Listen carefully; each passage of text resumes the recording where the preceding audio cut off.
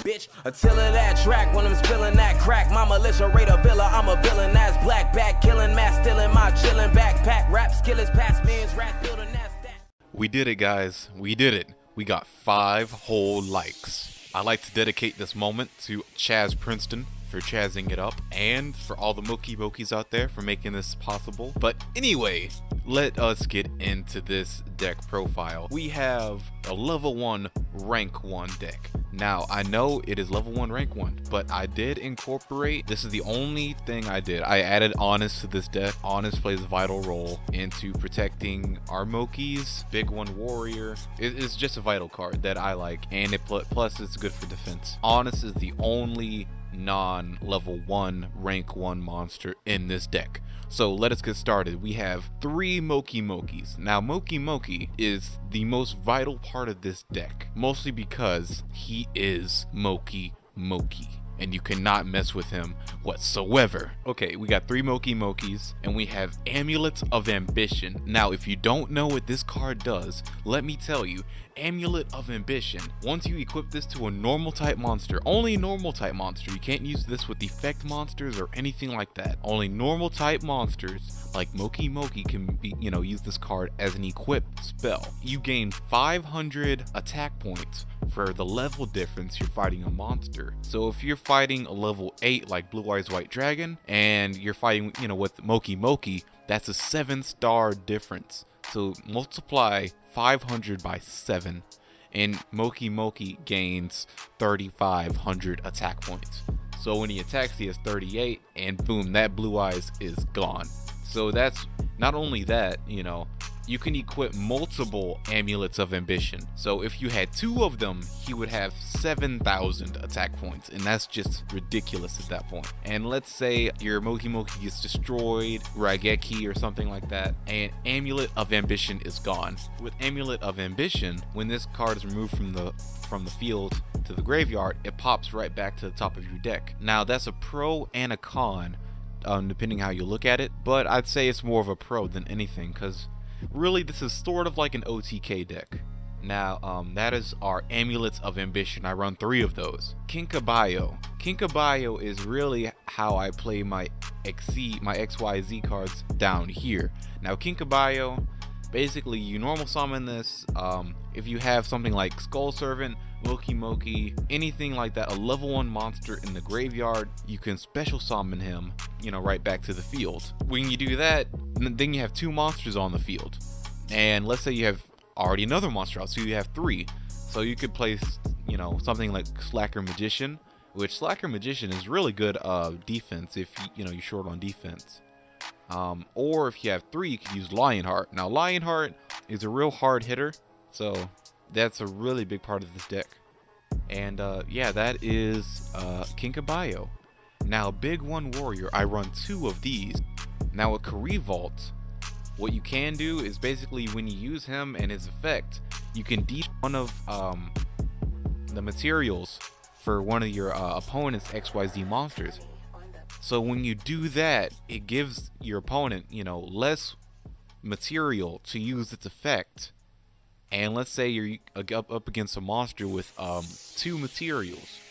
Since I'm running 3, I can use 1 Kinkabayo, special summon 1, and use that effect again. So you take away both their detachments.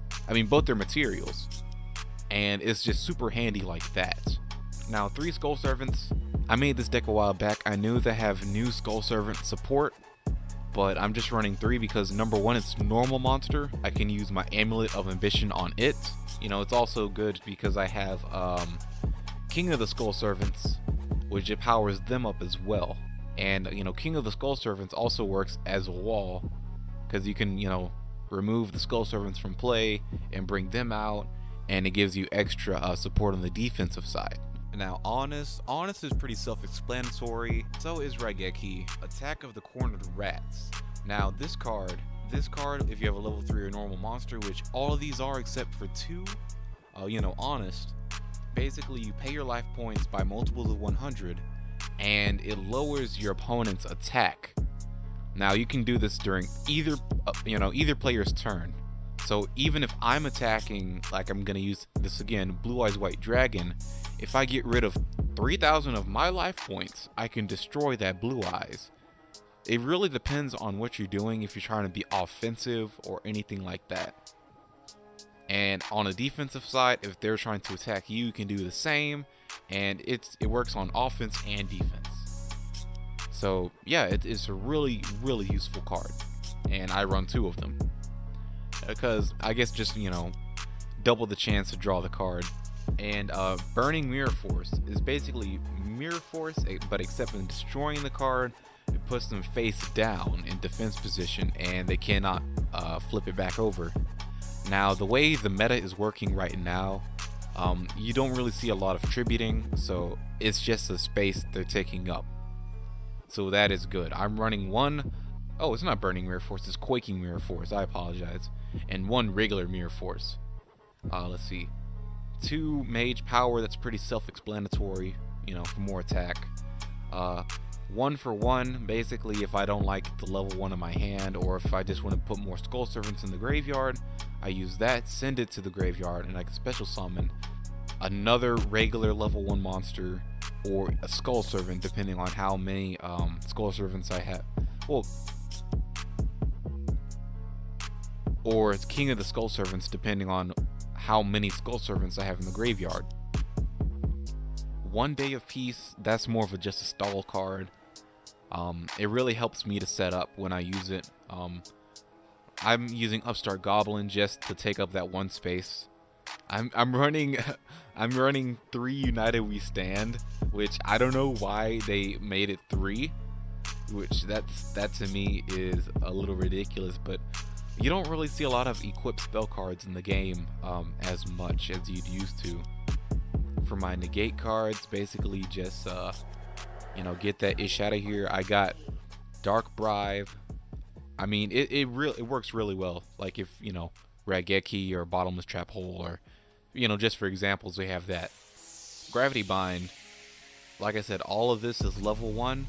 Level 4 or higher monsters cannot attack. Even this does not affect the ranked monsters, but it's still a very useful card depending on what deck you're up against. I guess for most purposes, you can either side deck this or maybe switch it out with something else you know you're up against. And 2 Vanilla. Vanilla is a great level 1 card. It has awesome defense. It has 2150 defense, which is awesome. Like, that's pretty useful considering what you know, need for, you know, your basic defense. So Vanilla is the real MVP here. And our last card is Instant Fusion, and that's just to bring out Thousand Eyes Restrict, which we're only using for XYZ material. Now, to go into XYZ materials, we have Slacker Magician. Slacker Magician is great, I gotta say. On the defensive side, just a really great card. And plus, it cannot be destroyed in battle. It can take a hit, and it can nerf whatever effect that can destroy it. Very great card. Number 39, Utopia Roots. This card works pretty well.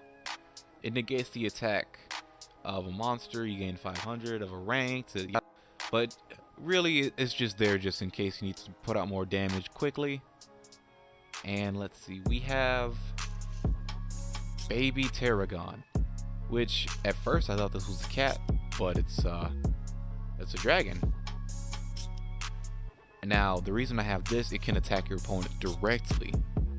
Now, if I have this on the field to attack directly, and I have like United We Stand or Mage Power, that's insane, and that's a good way to deal some damage.